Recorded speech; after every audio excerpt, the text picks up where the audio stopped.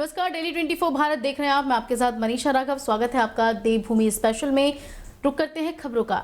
लक्सर से करीब 5 किलोमीटर दूर घने जंगल के बीच बने प्रथेश्वर महादेव मंदिर का आज शिवरात्रि के दिन सुबह से ही भारी भीड़ का तांता लगा रहा। हजारों की संख्या में श्रद्धालु पहुंचे और शिव पर जलाभिषेक किया। इस बीच शिव मंदिर के बारे में कई मान्यताएं हैं। कहा जाता है कि यहाँ शिवलिंग की स्थापना महाभारत काल में पांडवों ने की थी। अज्ञातवास की अवधि का कुछ समय इस मंदिर में रहकर गुजारा था। कुछ लोग कहते हैं कि बाकी यह शिवलिंग स्वयंभू उपस्थित है और साथ ही मान्यता जो भी हो, यहाँ लोगों की भरपूर आस्था है। जंगली जानवरों और पथरीले रास्तों और घने जंगलों को दरकिनार कर लोग हजारों की संख्या में यहाँ पहुंच रहे हैं। कहा यह भी जाता है कि प्राचीन समय से इस मंदिर से ज्वालापुर के महाराजा ज्वाला सिंह के महल तक एक सुरंग भी जाया करती है, जो बदलते समय के साथ बंद हो गई। इस मंदिर के चारों ओर सफेद चंदन के पेड़ लगाए गए हैं। लोगों की आस्था के आगे परेशानियां लोगों का रास्ता नहीं रोक पा रही हैं। महाशिवरात्रि के अवसर पर अपने गृह क्षेत्र खटीमा पहुंचे मुख्यमंत्री पुष्कर सिंह धामी ने चकरपुर स्थित बनखंडी महादेव मंदिर पहुंचकर मंदिर प्रांगण में लगने वाले वार्षिक मेले का शुभ आरंभ किया और साथ ही मुख्यमंत्री पुष्कर सिंह धामी ने बनखंडी महादेव की आराधना भी की और उन्होंने कहा कि उत्तराखंड वासी एवं प्रदेश के लिए समृद्ध उनकी कामना भी की है। साथ ही आपको बता दें कि मुख्यमंत्री पुष्कर सिंह धामी की बनखंडी महादेव में बहुत ही ज्यादा आस्था है, जिसके चलते पुष्कर सिंह धामी बनखंडी महादेव के दर्शन करने के लिए अक्सर चकरपुर स्थित बनखंडी महादेव मंदिर जाया भी करते हैं। वहीं मीडिया से बात करते हुए उन्होंने कहा कि पुष्कर सिंह धामी ने यह भी कहा है कि समस्त प्रदेशवासियों को शिवरात्रि पर्व की शुभकामनाएं और साथ ही उन्होंने उत्तराखंड की जनता का प्रधानमंत्री मोदी के प्रति अत्यधिक प्रेम होने की बात कहते हुए उत्तराखंड की 5 सीटों पर जोरदार जीत का दावा भी किया है। शिवरात्रि की मैं सभी हमारे क्षेत्रवासी सबको मैं अपनी तरफ से बहुत शुभकामनाएं देता हूँ, बधाई देता हूँ। भगवान महादेव की कृपा सब पर बनी रहे।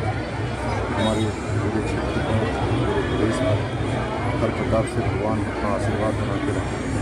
सारी आने वाली सरकार विपदाएँ सब दूर सुख समृद्धि हो। हमारे प्रधानमंत्री जी का जो संकल्प है, विकसित भारत का संकल्प, एक भारत श्रेष्ठ भारत का संकल्प, भगवान महादेव की कृपा से वो आगे बढ़े। जय भोले कांवड़ समिति गेबुआ के अध्यक्ष विपिन कांडपाल ने गेबुआ में हरिद्वार से जल लाए हुए सैकड़ों कांवड़ियों के लिए भंडारे का आयोजन किया। हल्द्वानी, लामाचोड़, कुसुमखेड़ा, कमोल, धमोल, चूनाखाना और बेल पोखरा, कोटबाग, बेल पड़ाव क्षेत्र में सैकड़ों कांवड़ियों के भंडारे का प्रसाद ग्रहण करवाया और साथ ही समिति के सभी सदस्यों ने बढ़ चढ़कर भोले की सेवा की। और साथ ही समिति अध्यक्ष विपिन कांडपाल ने यह भी कहा है कि उनकी समिति पिछले 6 साल से लगातार गेवुआ में भंडारे का आयोजन कर रही है। वो भविष्य में भी आगे इस तरह के काम करती रहेगी। लोकसभा चुनाव से पहले कांग्रेस पार्टी को तगड़ा झटका लगा है। पौड़ी लोकसभा सीट से प्रबल दावेदार माने जा रहे कांग्रेस पार्टी के दिग्गज नेता मनीष खंडूरी ने कांग्रेस पार्टी की प्राथमिक सदस्यता से इस्तीफा दे दिया है। मनीष खंडूरी ने अपने सोशल मीडिया के जरिए अपने इस्तीफे की जानकारी भी दी है। मनीष खंडूरी के इस्तीफे के बाद कांग्रेस के पूर्व प्रदेश अध्यक्ष गणेश गोदियाल ने भी कहा है कि ये दुखद है कि जिस तरह से कांग्रेस पार्टी ने मनीष खंडूरी को सराखों पर बिठाया था और जब कांग्रेस पार्टी को उनकी जरूरत थी तब उन्होंने पार्टी की सदस्यता से इस्तीफा दे दिया है। उन्होंने कहा कि उन्हें उम्मीद है कि जो भी उनके मन में चल रहा है वो पार्टी के उच्च स्तरीय नेताओं के समक्ष अपनी बात रखेंगे। साथ ही उन्होंने कहा कि कांग्रेस पार्टी के दरवाजे उनके लिए खुले रहेंगे और खुले थे। और साथ ही उन्होंने कहा है कि जिस तरह से भाजपा ने, प्रदेश अध्यक्ष का कहना है कि भाजपा के दरवाजे मनीष खंडूरी के लिए खुले हैं, इसी तरह से अंदेशा ये भी हो रहा है कि कांग्रेस पार्टी की सदस्यता से इस्तीफा देने के बाद भाजपा में शामिल ना हो जाएं। उन्होंने कहा कि मनीष खंडूरी ने कांग्रेस की विचारधारा से प्रभावित होकर कांग्रेस पार्टी ज्वाइन की थी और उन्हें उम्मीद है कि जिस तरह से पार्टी की विचारधारा से प्रभावित होकर उन्होंने पार्टी ज्वाइन की, वो उनके साथ ही रहेंगे। क्षेत्र विकास एवं स्पोर्ट्स समिति के द्वारा हर साल की तरह इस साल भी कालाडूंगी में ऑल इंडिया क्रिकेट टूर्नामेंट का आयोजन किया जा रहा है। आज गुरुवार को टूर्नामेंट का उद्घाटन नगर पंचायत अधिशासी अधिकारी ईश्वर सिंह और समाज सेवी मयंक गुप्ता ने संयुक्त रूप से किया। कालाडूंगी क्रिकेट और बाबा हेड़ा खान के बीच खेला गया, जिसमें बाबा हेड़ा खान ने जीत हासिल की और वहीं दूसरा मैच कॉर्बेट एकेडमी कालाडूंगी और खाती 11 के बीच खेला गया था। 11 ने जीत लिया और साथ ही आयोजन गोविंद पांडे ने बताया कि टीमों का पंजीकरण शुरू हो गया है, जिसमें प्रतिभाग के लिए 5,000 रुपये फीस रखी गई है। उन्होंने बताया कि प्रथम ट्रॉफी 1 लाख है और दूसरी ट्रॉफी 51,000 रुपये निर्धारित की गई है।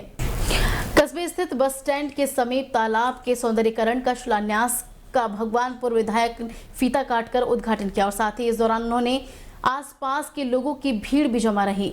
शुक्रवार को विधायक ममता राकेश ने तालाब के सौंदर्यीकरण का शिलान्यास का फीता काटकर शुभारंभ किया और आपको बता दें कि इस दौरान उन्होंने कहा कि कार्य कराने की मांग बहुत समय से चल रही थी। तालाब के ओवरफ्लो होने के साथ ही आसपास के क्षेत्रों में जल भराव होने की किसानों की फसल बर्बाद हो रही थी और अब इस समस्या से निजात मिल जाएगी। साथ ही उन्होंने कहा है कि भगवानपुर विधानसभा क्षेत्र का चौमुखी करने से कोई कोर कसर नहीं छोड़ने वाली है। तालाब का सौंदर्यीकरण 2 करोड़ 90 लाख रुपए की लागत से किया गया है। उन्होंने कहा है कि अब तहसील भवन का कार्य भी तेजी से चल रहा है, क्षेत्र के लोगों को लाभ मिलेगा और साथ ही दिवंगत कैबिनेट मंत्री स्वर्गवासी सुरेंद्र राकेश के सपनों को साकार कर रहे हैं। इस दौरान ग्रामीण ने क्षेत्रों विधायक का आभार भी जताया है और साथ ही उनका जोरदार स्वागत भी किया था। देखिए, मैंने इसके बारे में जो योजना तैयार की थी वो 2017 से ही मेरे दिमाग में था कि यहाँ ये कराया जाए कि हमारे हाईवे पर पड़ता है ये तालाब और इस तालाब में कई दुर्घटनाएं हो चुकी हैं और बराबर में इसके हमारा बस अड्डा भी है और पिछली तरफ वाल्मीकि समाज का शमशान घाट है और इधर हमारा मदरसा लगता है, जिस वजह से सभी लोगों को बहुत अधिक कठिनाइयों का सामना करना पड़ता था। और बरसात में तो इतने बुरे हालात थे कि पूरी इधर हमारी बस्ती लगी हुई है, जो बस्ती में भी पानी, मदरसे में भी पानी और शमशान घाट में भी पानी, और इसकी वजह से हमारे डीएवी इंटर कॉलेज में भी बरसात की में बहुत ज़्यादा दिक्कतों का सामना हमारे छात्राओं को भी करना पड़ा और सभी आम जनता को बहुत दिक्कत हुई। कोटाबाग ब्लॉक प्रमुख रवि कन्याल ने भाजपा का दामन थाम लिया है। सूबे के मुख्यमंत्री पुष्कर सिंह धामी ने उनको सदस्यता की शपथ भी दिलाई। फूलमाला पहनाकर उनका स्वागत किया गया। शुक्रवार को कोटबाग ब्लॉक प्रमुख रवि कन्याल ने कालाडूंगी विधायक वंशीधर भगत, नैनीताल विधायक सरिता आर्य और जिलाधिकारी प्रताप बिष्ट के नेतृत्व में भाजपा में शामिल होकर राजनीतिक गलियारों में चर्चा का बाजार गर्म कर दिया है। इस दौरान सीएम धामी ने रवि कान्याल को भाजपा परिवार में शामिल होने पर अपना आशीर्वाद देते हुए मार्गदर्शन दिया और साथ ही उज्जवल भविष्य की कामना भी की। इस दौरान कार्यक्रम में मंडल अध्यक्ष कालाडूंगी विक्रम जंतवाल के साथ पूरा भाजपा महकमा मौजूद रहा। अगली खबर मसूरी से है, जहां मसूरी महिला कांग्रेस की कार्यकर्ता द्वारा मसूरी महिला कांग्रेस के अध्यक्ष जसवीर कौर के नेतृत्व में अंतर्राष्ट्रीय महिला दिवस के अवसर पर काली पट्टी बांधकर प्रदेश और केंद्र भाजपा सरकार द्वारा महिला विरोधी नीति अपनाए जाने को लेकर अपना विरोध दर्ज कराया। इस मौके पर महिलाओं ने केंद्र और राज्य की भाजपा सरकार के खिलाफ जमकर नारेबाजी की। मसूरी महिला कांग्रेस अध्यक्ष जसवीर कौर और कार्यकर्ता प्रीति ने कहा कि प्रदेश और देश में महिला सुरक्षित नहीं है। केंद्र की भाजपा सरकार महिलाओं को 33% आरक्षण देने की बात कर रही है, जबकि कांग्रेस शासन ने राजीव गांधी के समय पूरे देश भर में महिलाओं को 33% आरक्षण देने का काम किया। उन्होंने कहा कि महिलाओं को पुरुषों के मुकाबले बराबरी का हक चाहिए। महिलाओं को 50% आरक्षण दिया जाना चाहिए, क्योंकि आज हर क्षेत्र में महिला पुरुषों के बराबर और उनसे आगे निकलकर काम कर रही है। लेकिन देश और प्रदेश की भाजपा सरकार महिलाओं को लेकर गंभीर नहीं है। हमें जो फैसिलिटीज़ मिलनी चाहिए हम विमेंस को, वो नहीं है। वो ऑन पेपर है लेकिन ग्राउंड लेवल पे नहीं है। आप सुरक्षा की बात ही कर लीजिए।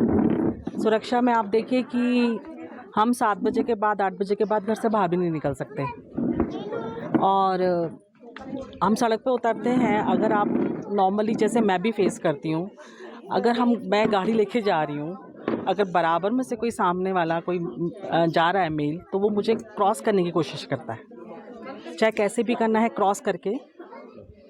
तो वो सब चीज़ें कहीं ना कहीं लगता है कि हम इक्वालिटी की बात करते हैं, लेकिन वो इक्वालिटी ग्राउंड लेवल पे नहीं है। अंतर्राष्ट्रीय दिवस के अवसर पर मैं ये नहीं कहना चाहूँगी कि महिलाओं को बहुत बहुत बधाई हो, क्योंकि नाम के लिए अंतर्राष्ट्रीय महिला दिवस मनाया जा रहा है, क्योंकि एक ही दिन सिर्फ अंतर्राष्ट्रीय महिला दिवस होता है। परंतु महिलाओं की इतनी समस्याएं हैं कि महिलाओं को बिल्कुल सरकार जो है महिलाओं की तरफ ध्यान नहीं दे रही। हमारा देश भारत एक ऐसा देश है जो कि महिला असुरक्षा में 3रे या 4थे नंबर पर है।